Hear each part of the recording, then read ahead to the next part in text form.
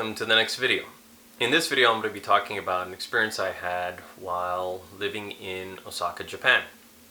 I'll call this relationship dynamics.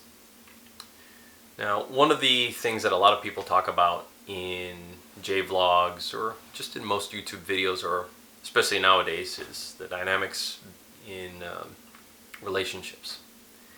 And one of the interesting things that I had learned in Japan was, I guess, kind of the roles that most people fall into in a relationship in Japan, or at least the locals. And there was I had mentioned in prior videos where I was teaching at an Ikaiwa, or a conversational school, and I had, students as young as 2 and as old as 88 or 87, I think was my oldest student. And, from different walks of life. And one particular class, I had a one-on-one with a businessman, married. I forget if he had kids or not, but, probably a guy who's probably in his early 30s, late 20s. Always comes in a suit because he comes out of his job. And although he wasn't a kind of a VIP private student, he happened to be the only one in his class to show up. So as we're doing, we go through the lesson, there's a little bit of warm up and warm down time. And in one of those two is when this particular topic about relationship dynamics got brought up. And I believe he was the one who asked the question,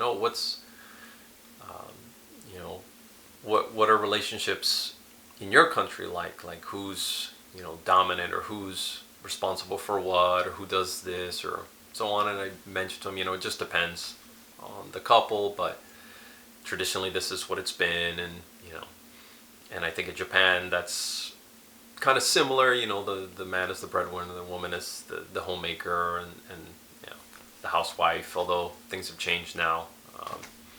This same person is occupying multiple roles on both sides. And then I had, and he said something that was really interesting. He said, well, in Japan, when a couple's dating, usually the man's like a tiger and the woman's like a kitten. And I go, interesting. So he's the more dominant, aggressive one. Yeah. He's like, however, it changes when they get married. The woman becomes the tiger and the man becomes the kitten. And we had a good laugh about that. But it was interesting to hear that from a local, how relationship dynamics change.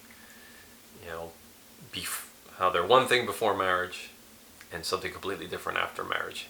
And I'm not saying that is 100% how it is for all the Japanese people. I'm just telling and sharing with you guys what a local told me about relationships in Japan, because I thought it was pretty funny the way he had used tiger and kitten to express the differences. Anyway, hope you enjoyed the video. See you guys in the next one.